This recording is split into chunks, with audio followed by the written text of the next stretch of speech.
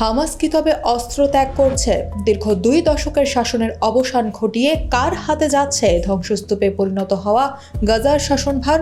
ট্রাম্পের 20 দফার এই সমীকরণ কি মধ্যপ্রাচ্যের নতুন যুদ্ধের ইঙ্গিত, নাকি অবশেষে শান্তির সূর্যোদয়?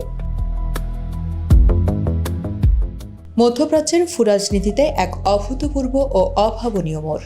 গাজায় অস্ত্র সমর্পণ ও যুদ্ধ পরবর্তী শাসন ব্যবস্থা নিয়ে মার্কিন প্রেসিডেন্ট ডোনাল্ড ট্রাম্পের প্রস্তাবিত বহুল আলোচিত শান্তি পরিকল্পনায় শেষ পর্যন্ত নীতিগতভাবে সম্মতি দিয়েছে ফিলিস্তিনের সশস্ত্র গোষ্ঠী হামাস সহ অন্যান্য স্বাধীনতাকামী সংগঠন। ডোনাল্ড ট্রাম্পের এই 20 দফা পরিকল্পনা অনুযায়ী ধাপে ধাপে সমগ্র গাজাকে সম্পূর্ণ নিরস্ত্রীকরণ করা হবে। আর এই নিরস্ত্রীকরণ প্রক্রিয়া শেষ হলেই গাজার উপত্যকার শাসনভার তুলে দেওয়া হবে একটি একেবারেই নতুন, স্বাধীন ও অরাজনৈতিক ফিলিস্তিনি টেকনোক্র্যাটিক সরকারের হাতে। আর পুরো এই বিশাল প্রক্রিয়ার সার্বিক তদারকির দায়িত্বে থাকবে মার্কিন নেতৃত্বাধীন আন্তর্জাতিক সংস্থা board of piece. President Trump এই সমঝোতাকে একটি ঐতিহাসিক পদক্ষেপ হিসেবে আখ্যা দিয়েছেন। তার দাবি, ফিলিস্তিনি গোষ্ঠীগুলো অস্ত্র সমর্পণ সম্পন্ন করলেই কেবল গাজা থেকে ধাপে ধাপে সব সেনা প্রত্যাহার করে নেবে ইসরায়েল। হামাসের এক জ্যেষ্ঠ কর্মকর্তা আন্তর্জাতিক গণমাধ্যম বিবিসিকে নিশ্চিত করেছেন যে গাজাকে নিরস্ত্রীকরণের এই কঠিন ও জটিল রূপরেখায় নীতিগতভাবে তারা সম্মত হয়েছেন। অতি শীঘ্রই এই বিষয়ে একটি আনুষ্ঠানিক ঘোষণাও আসতে যাচ্ছে, যদিও ইসরায়েলের পক্ষ থেকে এখনো এই বিষয়ে দৃশ্যমান কোনো আনুষ্ঠানিক প্রতিক্রিয়া পাওয়া যায়নি।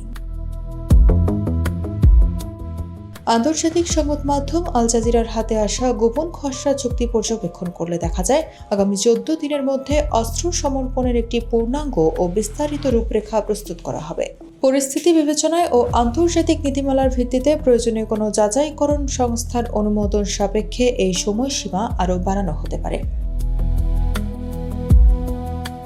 পরিকল্পনার প্রাথমিক ধাপ অনুযায়ী প্রথমে হামাসের প্রশাসনিক ও পুলিশ বাহিনীর তাদের হাতে থাকা অস্ত্র জমা দেবে। দ্বিতীয় ধাপে পর্যায়ক্রমে ভারী অস্ত্রগুলো নিষ্ক্রিয় করা হবে এবং গাজা জুড়ে সব ধরনের সামরিক ও সশস্ত্র কার্যক্রম পুরোপুরি বন্ধের নির্দেশ দেওয়া হবে। সম্পূর্ণ প্রক্রিয়াটি সরাসরি পর্যবেক্ষণ ও বাস্তবায়ন করবে গাজার জন্য গঠিত একটি বিশেষ জাতীয় কমিটি। এদিকে আমেরিকান নিউজ পোর্টাল অ্যাক্সিওসের চাঞ্চল্যকর প্রতিবেদনে বলা হয়েছে, এই ঐতিহাসিক চুক্তির শর্তানুসারে আগামী 8 মাসের মধ্যে হামাসকে তাদের সমস্ত হালকা, মাঝারি ও ভারী অস্ত্র নিষ্ক্রিয় করতে হবে। শুধু তাই নয়, গাজার মাটির নিচে ছড়িয়ে থাকা তাদের বহু আলোচিত ও রহস্যময় সুড়ঙ্গ বা টানেল নেটওয়ার্ক, গোপন অস্ত্র কারখানা এবং মূল অস্ত্র ভাণ্ডারের পূর্ণাঙ্গ মানচিত্র ও তথ্য তুলে দিতে হবে নির্ধারিত আন্তর্জাতিক কর্তৃপক্ষের হাতে।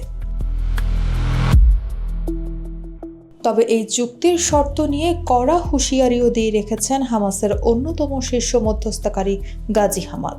তিনি স্পষ্ট জানিয়ে দিয়েছেন, গাজার নিরীহ মানুষের জীবন বাঁচাতে এবং প্রতিনিয়ত বেসামরিক হত্যা ও বাস্তুচ্যুতি বন্ধ করতেই তারা এই চরম সিদ্ধান্ত নিয়েছেন। কিন্তু ইসরায়েল যদি তাদের প্রতিশ্রুতি থেকে এক চুলও সরে আসে বা সেনা প্রত্যাহার না করে, তবে হামাসও এই চুক্তির কোনো ধাপ সামনে বাড়াবে না। মূলত কায়রোতে কাতার, মিশর, তুরস্ক এবং আমেরিকার দীর্ঘ কূটনৈতিক দর কষাকষির পরই এই কঠিন রূপরেখা সামনে এসেছে। সংক্ষেপে বলা হয়েছে, ট্রাম্পের এই 20 দফার মাস্টার প্ল্যান বাস্তবায়িত হলে গাজায় দীর্ঘ 2 দশকের হামাস শাসনের পূর্ণাঙ্গ অবসান ঘটবে। গাজার দায়িত্ব নেবে 15 সদস্য বিশিষ্ট একটি অভিজ্ঞ টেকনোক্র্যাটিক সরকার। হামাসের সম্পূর্ণ অস্ত্রহীনতা নিশ্চিত হওয়ার পরেই এই নতুন টেকনোক্র্যাটিক সরকার দাপ্তরিকভাবে দায়িত্ব নেবে এবং আন্তর্জাতিক সম্প্রদায়ের সহযোগিতায় গাজার বিশাল পুনর্গঠন কাজ শুরু করবে।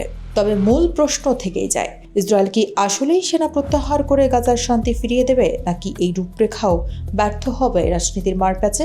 মধ্যপ্রাচ্যের ভবিষ্যৎ এখন ঝুলে আছে এক অনিশ্চিত সুতায়।